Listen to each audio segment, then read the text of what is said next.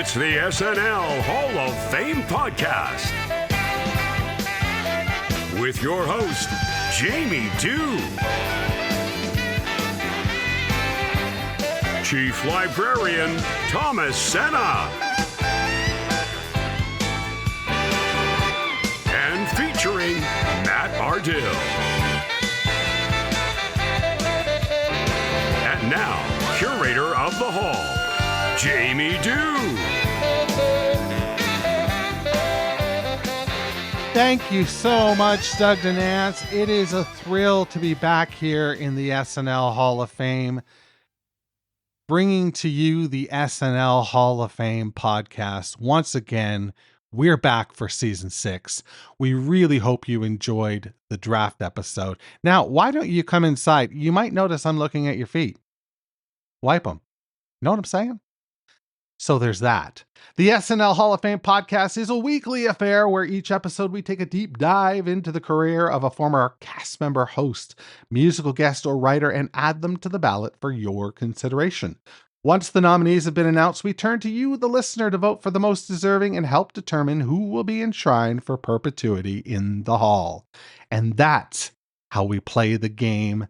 It's just that simple. I am so pumped to be working with Matt and Thomas again for another season. We've got a banger of a year. We've got some fantastic nominees and some really amazing special guests this season to nominate those nominees and build the case for them. We're also doing something a little different this year. We've got a new sister show that will be released on Thursdays or Fridays. I'm still flirting with that. If you have a preference, whether it's Thursdays or Friday, send me an email. The SNL Hall of Fame at gmail.com. That's right. It's a new email address because it's a new year. It's a new season and we need a new email address. So there's that. Now, I will say that the SNL water cooler will be a revisitation of the week's episode, and it'll also take a look at the episode of SNL, whether or not there are Hall-worthy performances or Hall of Shame-worthy performances that we might analyze down the road when we nominate so-and-so. So there's that. What do you say we wander down the hall and talk to our good friend, Matt Ardill? I am going to pivot and make my way down the corridor here. There he is, leaning against the wall like a slug. Hey, if you got time to lean, you got time to clean, my boy. Matt, you've been around for 5 seasons at this point. This is the beginning of your 5th season. How are you doing, man? Good. I'm happy to be here. And how about you, JD? I am pretty much good. I was camping and I've been eaten alive. So my ankles are all itchy, but other than that, I cannot complain.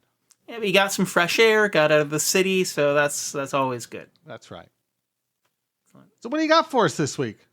Today I have Beck Bennett. Nice. 5'8", born on the best day of the year in Wilmette, Illinois. Shares a birthday with luminaries such as Julie Andrews, Jimmy Carter, and myself. Hey. October 1st, 1984, which makes me feel all the more useless because he's 10 years my junior and has achieved so much more than I have. Oh, stop. But he grew up a theater kid performing in children's theater at the Children's Theater of Winnetka, and in high school played Jean Valjean at the New Tier High School performance of Les Miserables.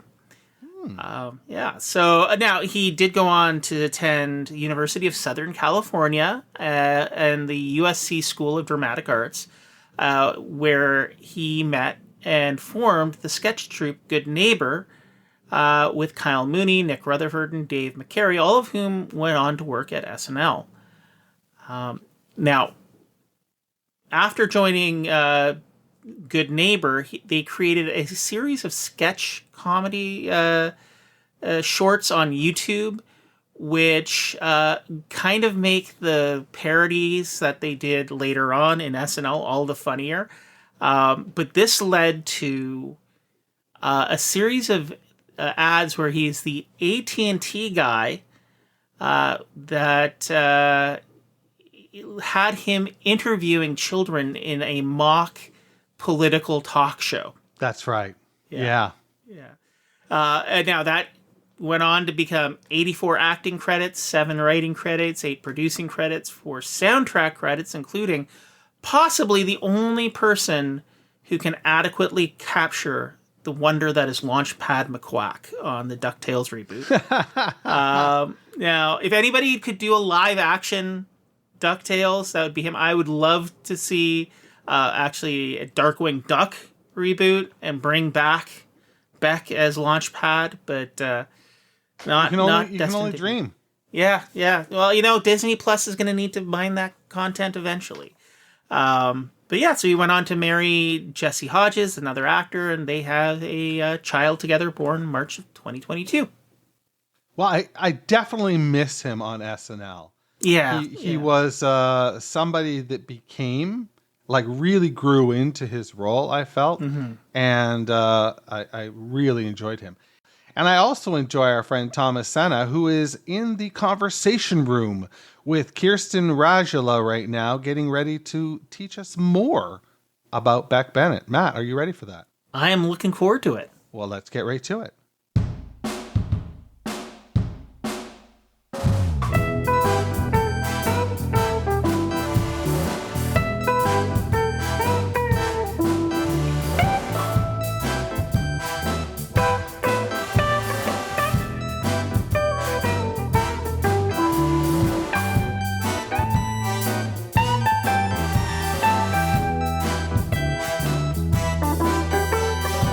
All right, JD, Matt, thank you so much. Hey, guys, welcome to another season of the SNL Hall of Fame podcast. I am joined today by, we had to kick off the season of discussions with just like an all-timer guest. So we're talking about all-timer nominees. Every week we talk about all-timer, people from SNL history. I had to kick it off this week with an all-timer guest. So joining me for the first discussion of season 6 for our first nominee is the one, the only, the lovely world traveler, Kirsten Rajala. How's it going, Kirsten? It's great. What an intro. Thank you very much. And I didn't worked know on that this all was summer. the first. Oh my gosh. It's lovely to see your face and hear your voice. Yes, I've been traveling, and yes, I'm excited to be talking about SNL once again with some of my favorite people, the other super fans. And this episode is going to be great because we are talking about someone truly, truly deserving and who is so much fun to talk about because they are in everything. Yeah, right. Yeah, exactly. Like ubiquitous right there with of course, Beck Bennett, who's our nominee to kick off season 6 of the SNL Hall of Fame. Kirsten, so I like to do the plugs at the top of the discussion, the way this is formatted. So do you have anything, what's going on in Kirsten's world lately? Well, for people in the Toronto area, my bestie and I do an event series, and it's intergenerational storytelling, female voices. So if you're in the Toronto area, it's generationwomen.ca. Please come and listen to women of all ages tell beautiful stories. It's a really fun event, and we would love the support. Yes, that sounds awesome. Yeah, go check that out. Also, listen to Kirsten. You're probably going to be a panelist, I assume, on for Saturday Night Network's coverage on Heck yeah. season 50. Heck yeah. Yep. I will. Yeah. Check us out on the Saturday Night Network, where we also cover all things SNL with an even larger group of super fans. That is also a fun one. So check that out. They have shows multiple times throughout the week.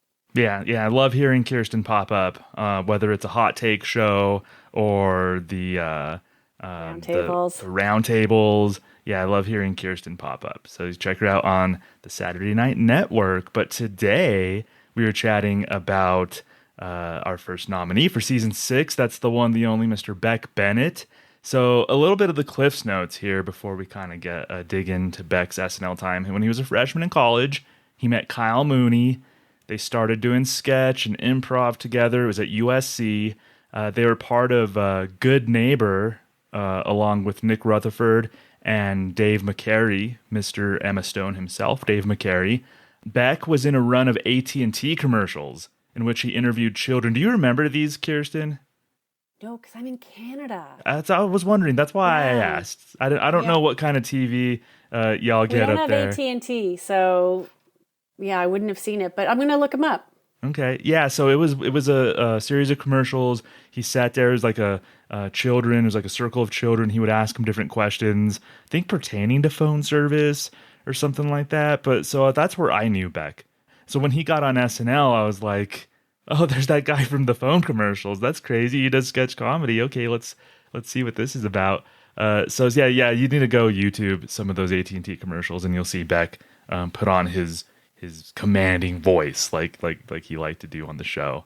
So he was making a nice career for himself when he got the call. So September of 2013, he began his SNL tenure along with his Good Neighbor cohorts, along with Kyle Mooney, debuted right then too. So Kirsten, like, what were any initial impressions you may have had of Beck Bennett when he first kind of got on your radar? What'd you think of him?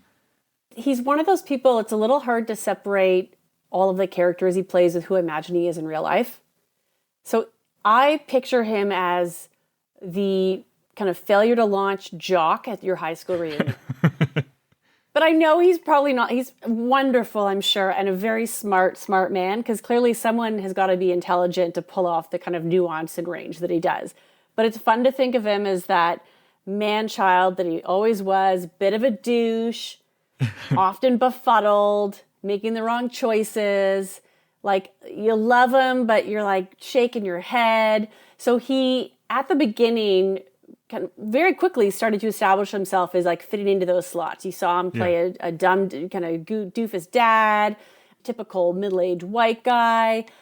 And he did all of those things with enthusiasm. So while some people start off kind of awkward and they're trying to tentatively find their way at SNL, I wonder if it's because he had Kyle with him. Yeah. That they really jumped into it and their style of comedy pretty easily and quickly.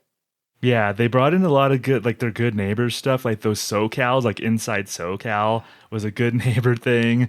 You're right, like he just played this doofus, what I like to call in the comedy realm, confidently dumb.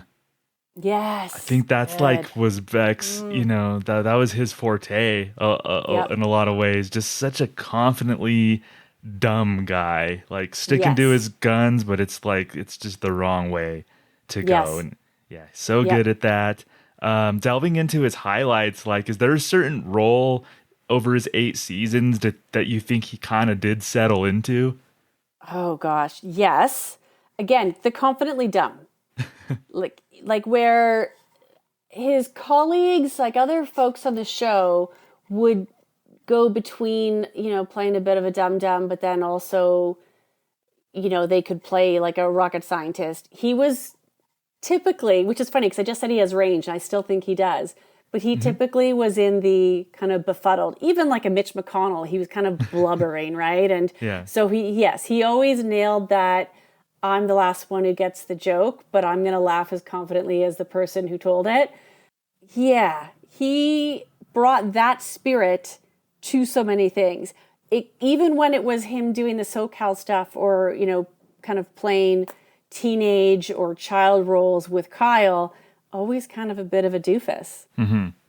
Yeah. So he was that. He also was able to play like sometimes kind of more of a straight dad kind of character. Mm-hmm. But usually when he played a dad, it was like from some sort of angle, like a downtrodden dad or a dumb dad or something like that. But he settled so nicely in his 8 seasons. Indispensable, in my opinion, toward the end there, I think. Absolutely. Like a real cornerstone of the cast, and a combination of, physical comedy, absurdity, but then also subtlety. Like there were really small choices that he made that are what brought those kind of doofus characters to life. Even the way he'd hold his face. Or kind of, the intonation. Certainly Kyle was the, crown wearer of intonation and flat affect, but he was right there with him. So a lot of subtle things that they did. So it's funny because at one point he's playing, office boss baby, and he's, flinging his limbs around, but then he can also just with one kind of slack jaw do something completely different. Right. Yeah, that office boss, I want to kind of start getting into his actual work, and that baby boss, he debuted that in his first season. I think he might have auditioned with that. It seems like, but it was Mr. Patterson, Baby Boss. Was it the physicality of Beck just totally shine through instantly, Kirsten? 100%. Yeah, he ended up doing that 4 different times. The creepiest one was with Cameron Diaz because they were actually talking about relations. Yes. And her giving him a bath in the kitchen sink. And that they were going to try and make a baby, or they were pregnant. It got a little awkward. I think they were there. pregnant. Yeah, a little awkward. Well, I'm not worried. You're going to be a great mother. Aww. Come here, you.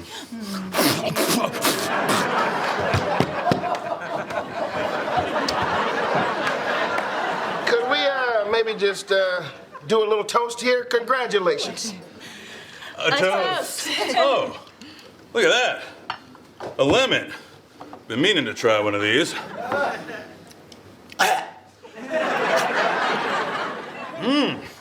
It's good. It's tart. But I like that they kind of put him back into other situations, in the office, and he nailed it. Anyone who has spent a time around a toddler, baby or toddler, instantly is taken back to the way that they fumble with objects, the way they are amazed by holding something up in front of their face, distracted, the way they move around, slide downstairs.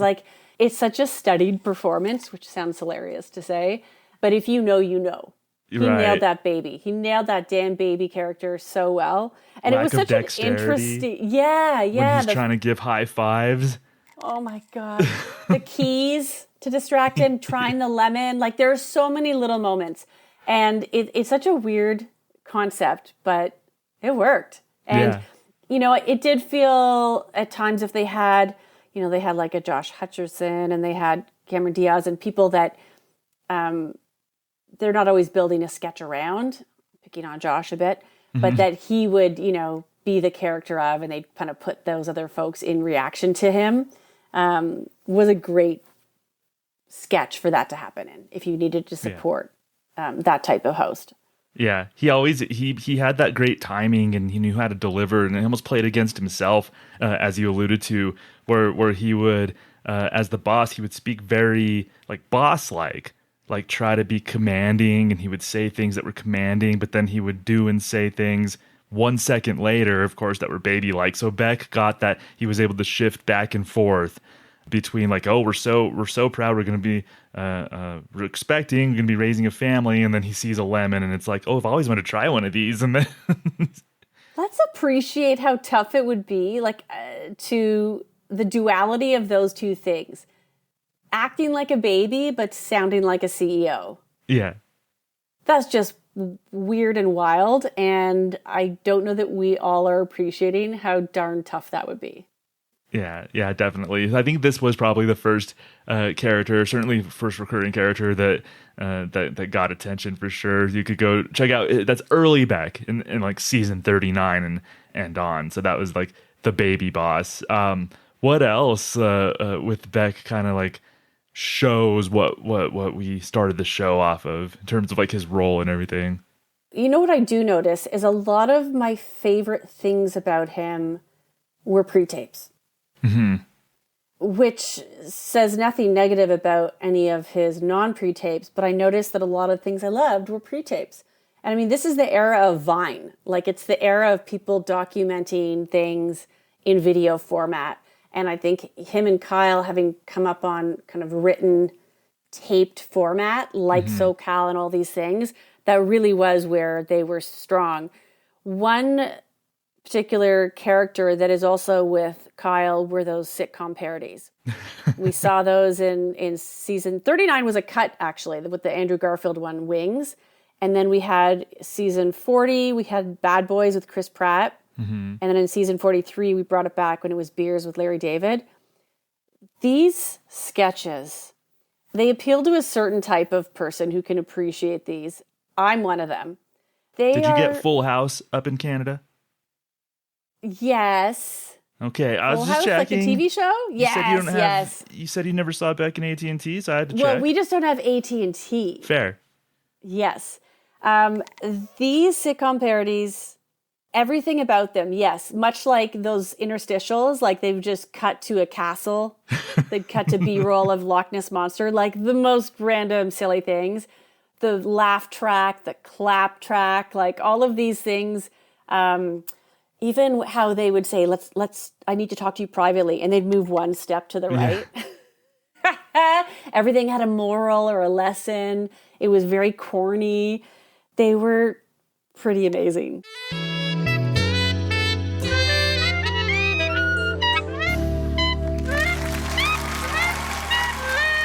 What is that sound, and who do I have to pay to make it stop? I'm practicing my clarinet for when my cousin CJ gets here. Oh yeah, think he'll be able to take care of our fish when we go on our bike ride tomorrow? I hope so. CJ loves fish. Great. In the meantime, do you mind taking that thing outside? Hey.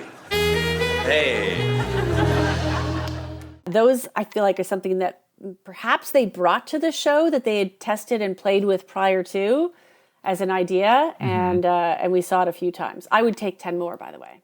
Yeah, absolutely. Yeah, the Bears one with Larry David got oddly dark. So that was yeah, that was really funny. I rewatched the Chris Pratt one, the Bad Boys one as well. All those like Full House, Family Matters kind of tropes, like just using. So it's one of those things where like so you would watch Full House, right? And then they would do like it was almost like a 3-minute skit, and it would involve like a Michelle or somebody sitting at the dining room table just eating a cupcake, and the cupcake was going to be like a parable for a lesson that they were going to serve you in like that 3 minutes, and it made no sense to the story before or after.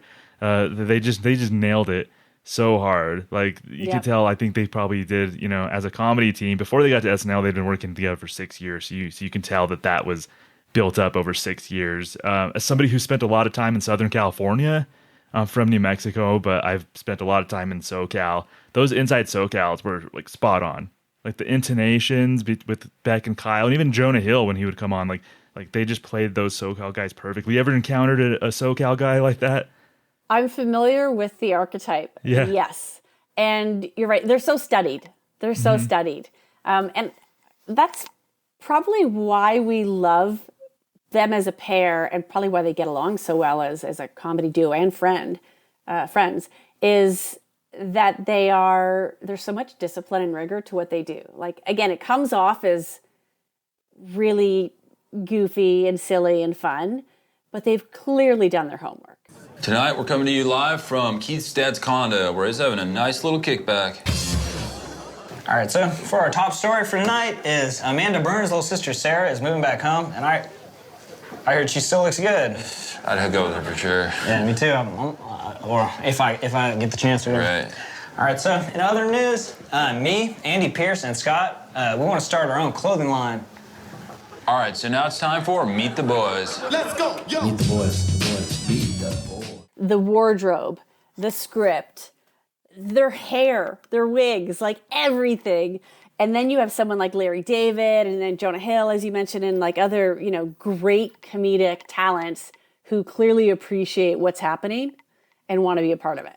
Yeah, I know when they went to USC, I'm sure they came across guys like that, and they're like, "Oh yeah, this is fodder. We're creating characters off these guys." Yep, 100%. Yeah, those inside SoCal again. They kind of SNL did the right thing with Kyle and Beck. Like they gave them their playground immediately from season 1, and Dave directed a lot of those. So you saw the good neighbor influence immediately in season 39. I think they were a package deal. Yeah, they were. But I feel like too, like it started off that way, but I feel like Beck really started carving out his niche. Like at a certain point, I forgot that they were a package deal initially. Like I always knew them, like Beck and Kyle, like of course, but at a certain point, Beck kind of became his own man to me, big time. He had a broader appeal. Like Kyle was almost so good at awkward that it probably or possibly prevented him from playing the everyman. Because he was, physically, he looked at times a bit nerdier. He really leaned into it. He was letting his hair grow, and he had glasses and stuff, where Beck physically could be more like your middle-aged dad in the minivan. So that potentially made a bit of a difference. Yeah. Just the amount of roles that he could play. I always thought of them as a pair, but then realized how close they were after the fact. So I didn't know them from Good Neighbor. That is all stuff that I discovered after. And even going back to watch videos, like even when they sit together on the couch for interviews, they're like 12-year-old boy best friends. Like they're all like climbing on each other and pretzeled, and there's a closeness and a comfort that is really quite lovely. Yeah, and that is a good point about Beck being the one of the two to have more broad appeal. And then he started, when he was his 4th season, they started giving him a lot of really important political impressions too. I mean, they gave him Vladimir Putin. Now, do I think your new president is perfect? Perhaps not. But don't worry, I'll get him there. Donald, let's talk as friends. You're not off to a great start, man. I thought you'd be better at this. However, I'm glad to see so many people showed up to your inauguration. Oh, wait, that's the Women's March. Here is inauguration. Vladimir Putin's such a stone-faced person in real life that Beck had to find the goofiness. Like that was an out-and-out caricature, which I think was hilarious that Beck just found something, a kernel of like a caricature with Putin. Yep. Takes his shirt off, wears the gold necklace, rides in on a horse. Yep. And he did that 9 times, and to me they were all great. I always loved seeing Beck pop up as Putin. He would kind of have that like swang, or how did he move as Putin? Just moving his shoulders, like try to, just something like he about could off people. Yeah, and he would always talk about that, like, of course I poisoned him. What do you mean? Like, yeah. But just to because you have to find something, like some sort of kernel from such a stone-faced person like that. So I really appreciated that. And that goes to show that you don't have to look like the person or sound like the person or to find an angle on an impression. Right. Yes, I agree. Now, sometimes looking like a Mike Lindell or Mitch McConnell also helps. But he achieved both in those two, because he not only was able to achieve somewhat a similar look, but captured their ridiculousness. Mike Lindell's manicness, and Mitch McConnell's like blubbering. I can't even. He's just blubbering, no chin goof, and he captured them both in look, but also in impression very well. He did a lot of impressions. If you look on his page, there are a lot. Did he nail all of them? No, but I always felt like he was game. I think SNL felt that he's going to find that thread and pull it, as you say. So he didn't always need to look like the person, because he was going to find something to bring it to life. Yeah, it was like steady-handed commitment, too. Mm-hmm. Like, you got to be committed to just sit there for a cold open as Putin behind a desk and with your shirt off, showing your chest hair and showing... Beck had some odd physicality where he almost like had bear-like qualities. And you didn't always see that in him until he wore a tight shirt or something. And I'm like, this guy is kind of like filled out. Barrel-chested. Barrel-chested, yeah. So you have to have commitment to show on camera that your barrel-chested self, I guess. Yep. For millions of people. No big deal. He also was willing to look the fool. Mm-hmm. And there are several people that do that, but he took it to like a real haughty level. One of my favorite sketches is Undercover Office Potty. Need to go to the bathroom, but you have a lot of work to do, and it's all the way down the hall. Yep. We've all been there before. Why don't you check your lamp? Huh? Well, check your lamp. Whoa. Go ahead. Do your business. What do you mean? Use it as a toilet. Oh, now I get it. Introducing the Undercover Office Potty, the only toilet that looks like a lamp. So you can go whenever you want, and no one has to know. Just open it up and go to town. It'll be our little secret. Thanks, Undercover Office Potty. I did good.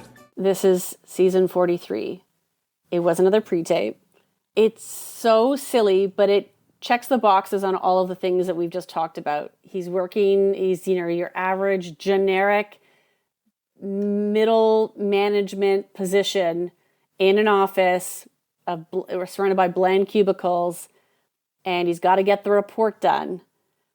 And the premise of this is that he's so busy, wouldn't it be great if he didn't have to walk all the way down the hall to the washroom and could just make use of portable toilets disguised as office components, like your plant holder. Or it becomes even crazier, and they are comically oversized, staplers and such. And clearly the room starts to smell and people start to notice, but he's just so committed to it. And it's a great script, a great script. Mm-hmm. And just like almost with a straight face, like selling this beyond ridiculous premise. Yeah. That's some of my favorite. I said plants, and it's lamps, by the way. It's lamps. I knew what you meant. Yeah, you knew what I meant. But yes, all of a sudden he's surrounded with all sorts of lamps. And the line like, well, it wasn't me, I used the bathroom all the way down the hall. And it's just his, again, commitment to, dumb, like as you say, confidently dumb. Mm-hmm. So stupid, of course people are going to notice, but he is owning it until the last possible minute when someone starts actually looking at them. Yeah, absolutely. Season 43, episode 16, you can find Undercover Office Potty. Go check that out. That's a classic Beck one. We had talked about him playing dads, and I love, like, he would tap into different archetypes of the dad. And one of them that I loved, that I think was underappreciated. I think it just sort of, some people didn't get it. I noticed, like, with some online reviews, I go to one SNL a day, which great people, they helped me a lot with just looking at their website and research. But the person who covered Boop It on one SNL a day, no offense to them, they clearly didn't get the sketch. And this, to me, this is a perfect archetype, Kirsten, of like a downtrodden, recently divorced dad that's like at his rock bottom through the form of an ad for a child's toy. Boop it. But don't get one wrong. Boink it. Maybe next time, Jenna.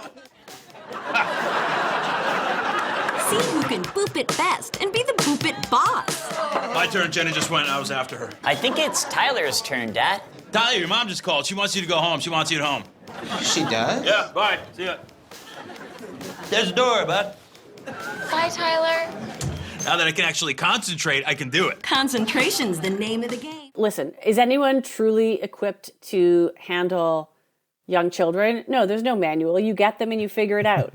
I mean, I remember with my son and his friends making gingerbread houses and wanting to just scooch them out of the way and do it better myself. So I think we can all feel kind of close to the notion here, which is, let me do it.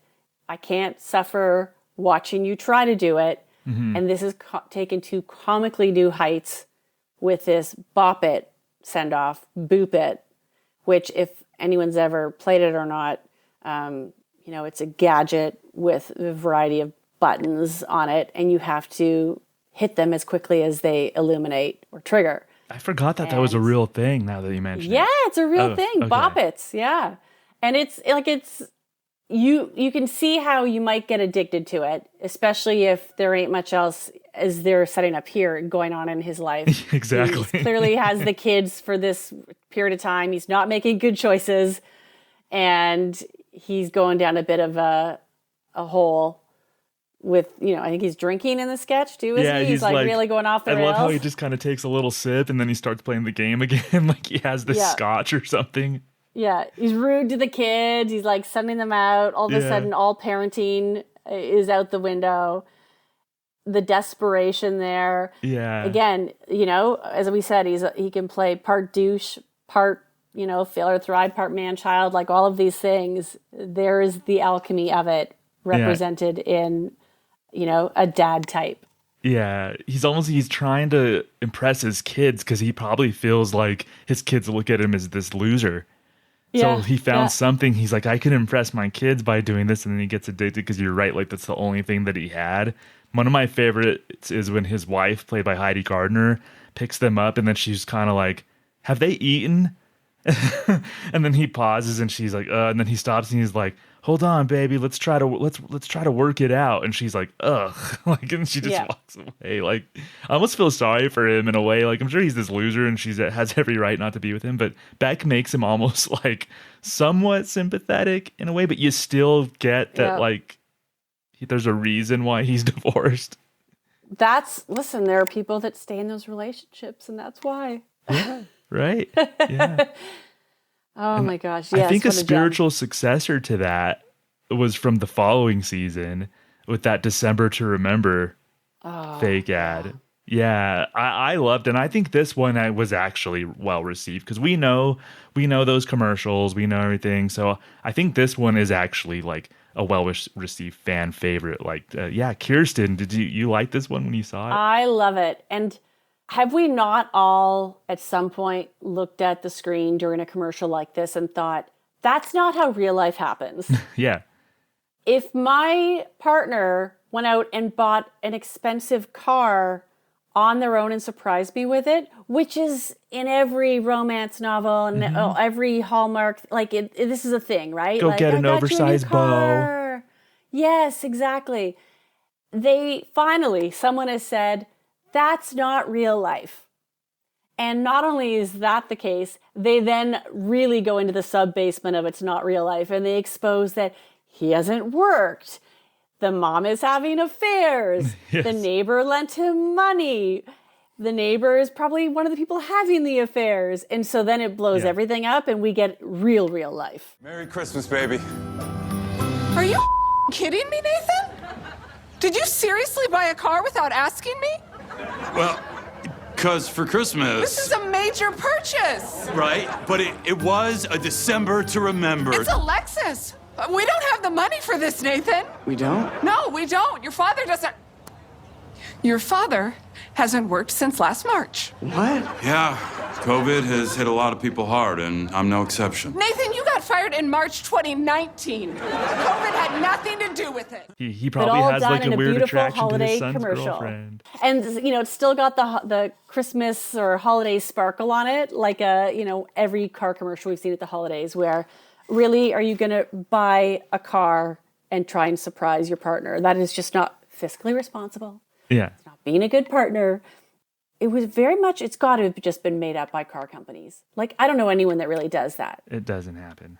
No, it doesn't happen. Unless you're like a Jenner, right? Or a celebrity, and then you have multiple cars and who cares? But that's not real life. Yeah, yeah. And I just love how, confidently stupid. And he's like, no, it's okay because of the APR. Do you mean APR? He even looks at his son, and I love it. Timothy Chalamet was his son. He looks at his son, looks like your old man's busted, and he kind of gave this look almost like a childish sort of. Oh, I love it because he goes, I guess your old man got busted, and he tries to make a face like whatever. Brilliant. It's probably not the first time that he surprised her with something dumb. Exactly. He thinks he's gonna win. Yeah. That's that confidently dumb. He thinks this is going to save everything. I'm not working, whatever, but guess what? We're going to drive in style. She's going to be so happy. And he's not making good choices once again. Yeah. To be fair, in his defense, if I thought that Lexus only cost $4,000, I would pounce on it too and surprise my wife. Again, dumb, but yes. Yeah. It's not that much, babe. Because that's how much cars cost. Yeah. Oh boy. Oh, that was great. Boy. Again, this is going back to his last season. High school reunion. You think you've won and you've got the catch of the year, and he's a bit of a loser. Yeah. Bit of a loser. Yeah, absolutely. Poor Heidi's relationship. Look at her having to sleep with old Mikey Day neighbor. Yeah, what a great sketch. I'm going to pick up on another Kyle Mooney partnership, because why not? And that would be the brothers. Here's some real physical comedy. Now they're playing teens. Seems like 11 would be the age. Yeah. I don't know why so I hone in on tweens. that. Yeah. Because they're still self-conscious enough to walk around without pants. Probably. So the setup, and they've done a few of these. The setup is, where we see a living room. We've got the host as the dad figure. Cecily is the mom. They're entertaining some guests. And they invite their 2 young sons downstairs to meet the guests. Beck and Kyle come on down wearing T-shirts and tighty whities, and they're wrestling their way down the stairs. Mass chaos. Pictures are falling off the wall, and they are not listening. They're clearly in their tussle. And so the dad figure, it was both one time Liev Schreiber, Yeah. I'm saying that right, and James McAvoy, who plays a new dad, which is they make some fun jokes about, and sprays them inside with a water hose to calm them down. And they are being the most obnoxious, competitive, brother rivalry duo possible. How's got into y'all tonight? It's his fault. He's a loser. Oh, I'm a loser? Well, you're an accident. Dad, tell him. No. Wait, what? Oh, my God. Jared, don't do this. Tell him, Dad. No. What's he talking about, Dad? God. Okay. Yeah, Spence. Initially, we weren't planning on having a second. Why are you telling him this? The guests are appalled and want to leave. The parents are not fazed at all. And it's hilarious because we see them get blasted in the face and body with this water sprayer. And That's in the second one, indoors, which I think 80 makes a comment about. Yeah. And then in the second one, they actually bring out the leaf blower, and there's some hilarious physical comedy as their faces are being, blown away by this leaf blower. And, hey, look at the dance, like this, if you have a sibling, or clearly you are probably familiar with this anyways, that kind of competitive spirit. Oh, yeah. Where they're trying to one-up each other is on full display here. It's really funny. Yeah, it's spot on. If you've ever been around 2 brothers around the same age, let's say 9 and 11 or something like that, like this is so spot on. Oddly competitive. You're right. Like when the one with Liev Schreiber, like, yeah, they were like one of them made up a dance, like Beck's character made up a dance, and then Kyle's like, no, that's my dance. And then they start fighting. It's like, this is the dumbest thing. Who cares? It's like a little, but that's how little kids are. Is this the dance? Yeah, exactly. But I've seen little kids in my life around the same age fight like that. And you're just sitting there like, God, this does not matter. Like, why are you guys like this? Yeah. It's just little boys. This is hyper little boys. Like it's perfect. If we look at a theme here, they really are creating moments out of very everyday scenarios. Mm-hmm. Where you have someone like a Will Forte who does really absurd stuff, really absurd, or a Bill Hader and all his beautiful character work. These, Beck and, Kyle as well, but they really excel at the everyday life situation and scenario and dissecting that and finding the funny in it. Yeah, well, as you put it earlier, it feels studied. All these everyday characters feel so studied. It almost feels like Beck and Kyle, I know they met when they were 18, 19, but it almost feels like Beck and Kyle knew each other when they were both like 11 years old and they actually behaved like this. Yeah. That's how lived in it feels. Absolutely. I don't know, because Weekend Update, I feel, was that when Beck actually went on Weekend Update as a character, which he wasn't like, I don't think he made his bones on Weekend Update, but I think there were some Weekend Update things that he did that I liked. Have you ever met somebody, Kirsten, who's like sees the world differently? I just see things a little differently.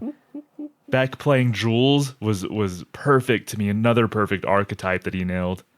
Yeah, I think it's because he plays subtlety so well, it doesn't lend well to Weekend Update. Yeah. So when he does find a character that is bigger and bolder than that, like our friend Jules, who I could see this character being played by like a Fred Armisen also. Yeah. Then he nails it. It was a little bit too like his theater student, right? Where playing in this kind of word salad lingo land where they're saying a lot of nothing. Like Jules was asked about economics at some point. Yeah. He doesn't have an answer to that. Come on. He's not a free-thinking economist. No, he was frustrating. He's one of those people where you wonder, how do you pay your rent? Yeah. He said that at one point he said that his dad invented Oxycontin. Oh God. so I think he kind of slipped that in there. Yeah. So he's free to explore the ideas that everybody else is afraid to. But we know somebody like that. I live an hour from Santa Fe, New Mexico, and in Santa Fe, that's the archetype. There's so many people who are just like, I'm a free thinker and I'm a new age kind of, And they have to tell you that. And they have to tell you that. Just tell me, are you going to watch like the red carpet? Oh, I'll watch and scoff, Colin. Cool. Yes, they all ask, who are you wearing? What I want to know is, who are you being? I want to tell every actress I see, take your clothes off. I want to see what's underneath. Yeah, no, you can't do that, man. That's really bad. Really bad. Society wants to paint them like little dolls, but they should be like the dolls I had as a child, whittled from driftwood with very realistic genitalia. That feels regional, yes, because I can't say that I know too many people like that or that we have too many parts of Canada like that. Mm-hmm. But as you describe that vibe down in those areas, I can see them being there for sure. It also feels kind of California, but it feels like those folks have a lot of Etsy stores. Yeah. No, you're 100% right. Selling their dream catchers. Yeah, for sure. Yeah, I think you're right. Like maybe his style wasn't necessarily like totally. I'm just gonna shine every week on Weekend Update. Like I think a Heidi probably shines on Update more. Ego does. Bobby Moynihan probably did a little bit more shining on Update. But yeah, something like Jules. I think if you give him the room to breathe a little bit, I think that was his highlight to me. From Weekend Update for sure. Yep. Is there anything else that popped out to you? Well, fun. This was fun. I gotta say, I know. Beck, underappreciated, and sometimes I don't know if I overuse, but it's just like somebody like him. I really think because he was on the cast with Kate, Cecily, 80. He was on the cast with a lot of like big characters on the cat, but I think Beck was always just that almost steady presence. So it was fun to revisit him and be like, well, he actually did a lot. He's in so much that I would have needed a lot more time to rewatch everything. I would have to just watch whole episodes to catch everything he's in, for sure. There is one more that I rewatch, and that's called First Impression. Another pre-tape. Jason Momoa, season 44. Melissa Villaseñor is his girlfriend, and she's going to introduce Beck, her boyfriend, to her parents who are coming to their house for the first time. So we've got Jason Momoa and Heidi as the mom, and he's feeling very nervous. He's got a new shirt on. As she opens the door and turns around to make the intro, he's not there, and we don't understand why until we realize that he's hiding, and he uses a really funny child's voice. That's weird. He was here just a second ago. Well, we can't wait to meet him. Michael, honey. I bet you can't find me. What? Was that him? What did he say? Come find me, I'm hiding. Michael, stop it. Okay, come out here and meet my parents. Where am I? Honey, what's going on? I think he's just nervous. He really wants to impress you. Why would that impress us? Does he hide a lot? No, he's never done this before. Bet you can't find me. Well, I bet I can. This ignites something in Jason Momoa's dad character, who takes that as a real challenge, and he starts running throughout the house, following the sound of Beck's voice in this really silly, hee hee, come find me, I'm hiding. I mean, Melissa's confused, Heidi's confused. Dad is right into this to the point where he's punching through walls and ripping things apart. As it turns out, Beck has taken off his shirt, greased up his upper body, and has tried to jam himself behind the TV entertainment shelf, and he is stuck, so they have to help him. Yeah. But it ends in a really fun way because he says something very heartfelt about the lengths he's gone to try to impress the parents, which strikes a chord with Momoa, and they end up, basically thinking this is all wonderful. Yeah. But it was so strange. Again, taking a very simple moment, meeting the parents, and taking it to a completely bizarre place. I love it. I can just hear his voice in my head. The hee hee, come find me. Like a little kid or a little elf like an elf. Yeah, it's not even a kid. You're right. It's like a little elf-like being. Yes.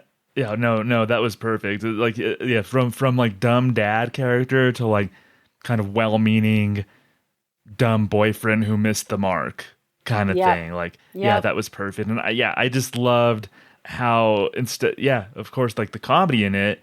I just loved just Momoa's character, instead of being put off by it, he's like, all right, I'll play, I'll dance. I'm buying into this premise, so let's go. And then that was just perfect Beck right there. It was great for Momoa too, and played against character. I think they even made him look like dad bod too. He was wearing like a sweater.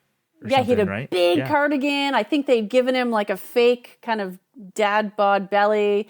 And he was also fantastic in it. Yeah, I mean, he looked like a boring dad who like used to be a professional wrestler or something. Yes. Yep. Which is maybe this is part of it, right? Like as you say, he was kind of boring, and this kind of reminded him of like how crazy he was in his youth, and he was like, right into this game, I'm going to find you, and his competitive spirit was triggered.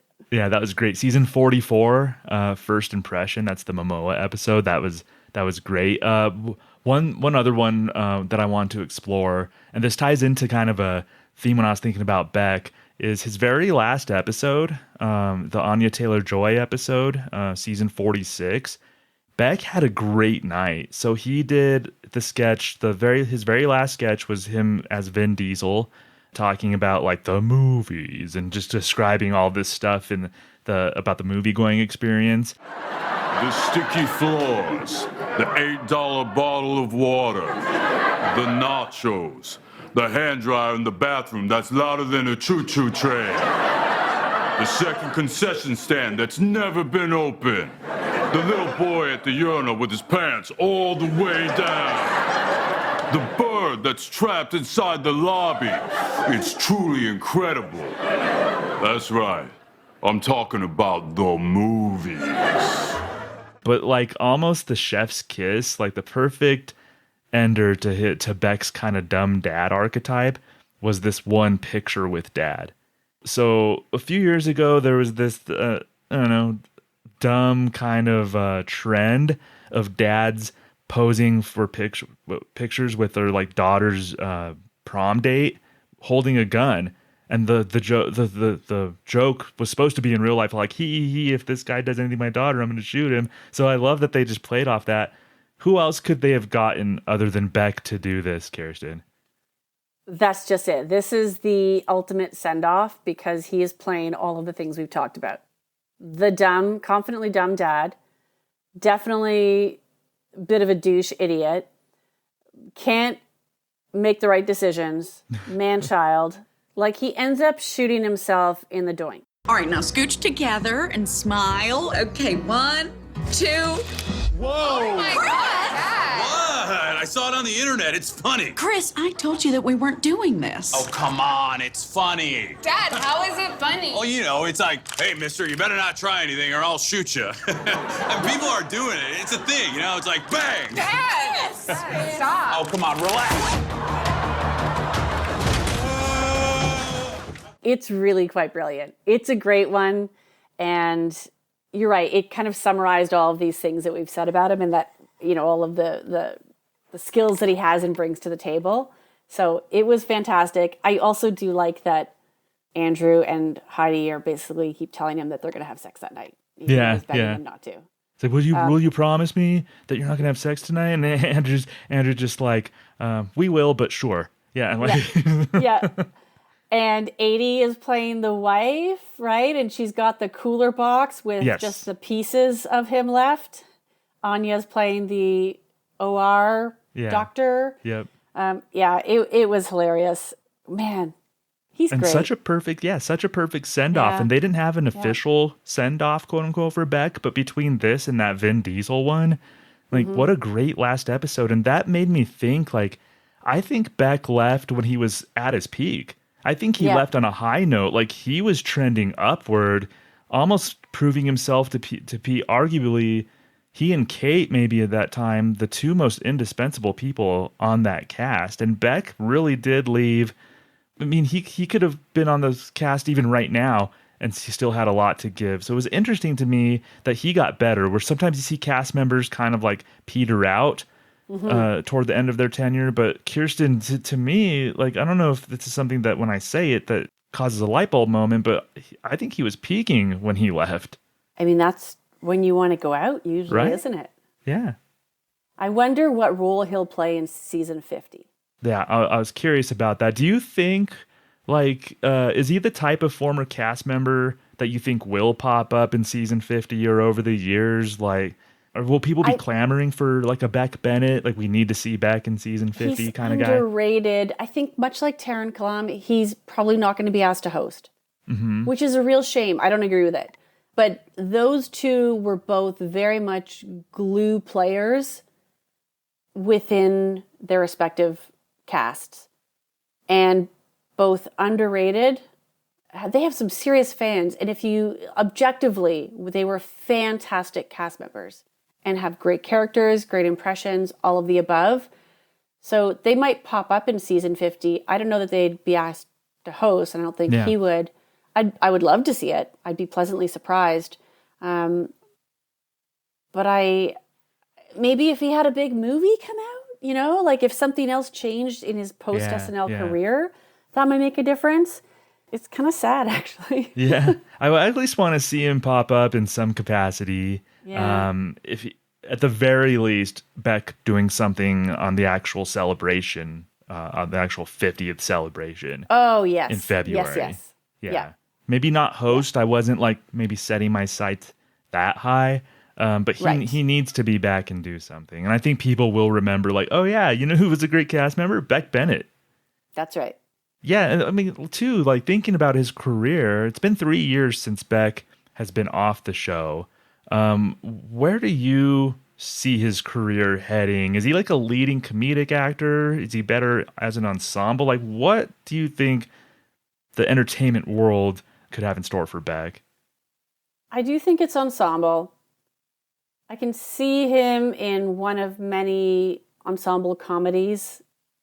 I think he'll always get slotted into office type situations. He's just that character at the office, the confidently dumb guy, or a neighbor. I don't know that he's any type of leading character that way. I think he's a little too funny, goofy. Again, this is not a complaint. This is just not at all. My take on how I perceive that industry working. Kind of how Kristen, kind of when she first left, she started popping up in those coworker type roles. So similar to that. There's also, you look at I Think You Should Leave and potentially popping up on shows like that and some of the more creative shows that clearly have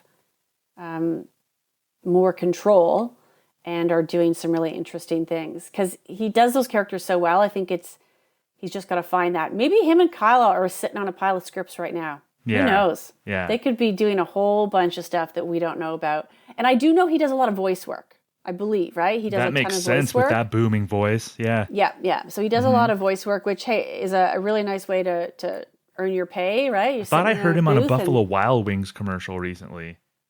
Playing like this big buffalo. I watch a lot of sports, and so I during March Madness, I swear I heard Beck's voice like constantly. Yeah. I think he does a lot of voice work, which totally respectable way to pay those bills and remain in that industry. So maybe has he been on a show like Bad Mouth? I feel like those are his people. Oh yeah. Oh, Big Mouth Yeah. You like call it Bad Mouth? Yeah, Big Mouth. Big Mouth. Sorry. with Nick like- Kroll. Yep. Yeah, it feels like if he hasn't, that he should. Yes. Yeah. Yeah. He No, needs a I regular definitely agree with that. Like more of an ensemble, which we always say, that's not a bad thing.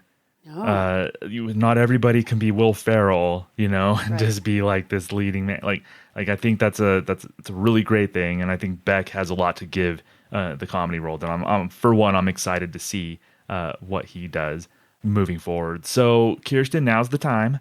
We're now talking to SNL fans, SNL Hall of Fame listeners, the water cooler. Why do you think they should hold Beck Bennett in high regard when they think about the history of SNL? All right. Reliability in that ensemble cast is huge. That's why he's in so many. Consistently being able to play a variety of roles with that type of range. We talked about the absurd and the subtlety and this really beautiful balance he achieved at all of the characters that needed to portray those things. He also dipped his toe in political, which is a huge part of the show. He played pretty important political characters. I mean, come on, Putin, Mitch McConnell, even not important ones like Mike Lindell, who are we even calling him in the political realm? He pops up there. Yeah. The physical comedy, it goes right back to season 1, episode 1, and Chevy pratfalling, right? Like physical comedy is a huge part of what is part of SNL's DNA. And then the writing, he had a great comedy writing partner in Kyle, and I'm sure there were others that I'm not aware of that are the actual writers on the show, but they were writing great content for themselves. They were dabbling in pre-tape, they were doing great sketch work. So I think that versatility cannot be downplayed. And whether he's underrated or not, objectively, he scores on the scorecard very high, and that has to be recognized and appreciated.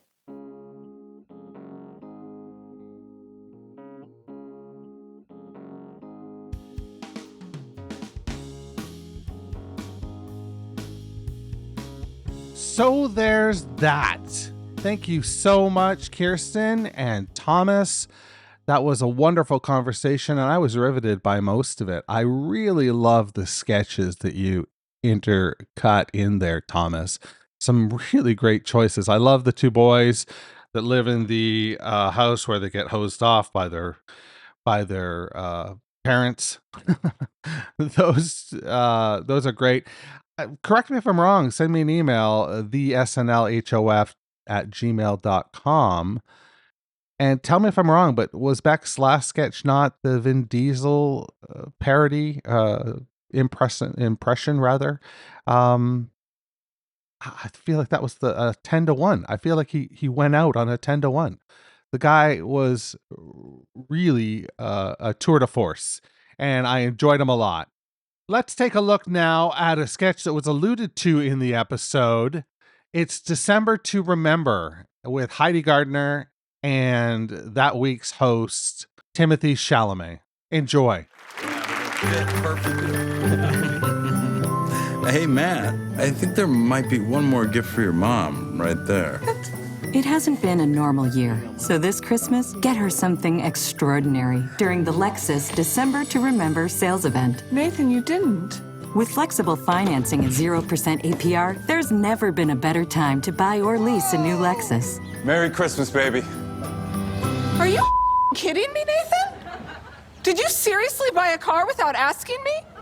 Well, because for Christmas... This is a major purchase. Right, but it was a December to remember. It's a Lexus. We don't have the money for this, Nathan. We don't? No, we don't. Your father hasn't worked since last March. What? Yeah, COVID has hit a lot of people hard, and I'm no exception. Nathan, you got fired in March 2019. COVID had nothing to do with it. Hey, pal, I guess your old man's busted. It's beginning to look a lot like savings, so get to your local Lexus dealer today. How much did you spend on this ridiculous car, Nathan? It was only $39.99 to its signing. $4,000. It's not that much, babe. And how much is the monthly payment? The what? Did you think this entire car costs $4,000? Uh-huh. There's a monthly payment. Yeah, but with the 0% APR, I think it's all good. APR? Do you mean APR? I'm pretty sure it's APR. Wow. Just wow. Hey, come on, it's Christmas. This is good. I did a good thing for us. Let's enjoy it. Dad, it's 9 in the morning. So, it's not like I have work later. Come on. Hey! Hey, neighbor. You bought a Lexus?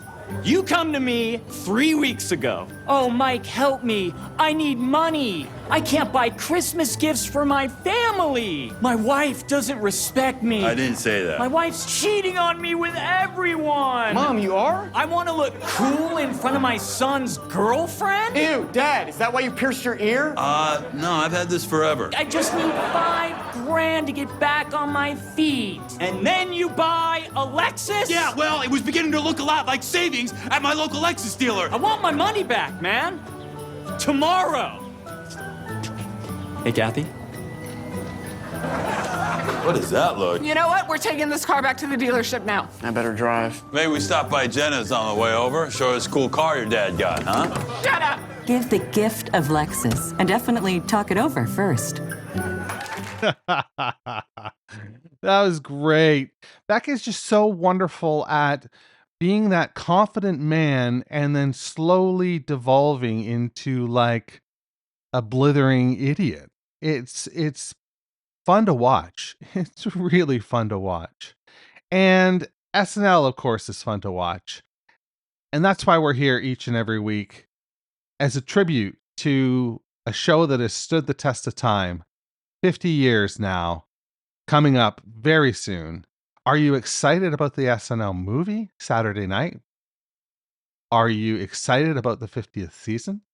Are you excited about our new show, SNL Hall of Fame Water Cooler? Send me an email. Let me know. And while I'm asking you favors, would you do me one more? And on your way out, as you pass the Weekend Update exhibit, turn out the lights, because the SNL Hall of Fame is now closed. Thanks for listening to the SNL Hall of Fame podcast. Make sure to rate, review, share, and subscribe to the show wherever you get your podcasts. Follow us on social media at SNLHOF. This is Doug Denant saying, see you next week.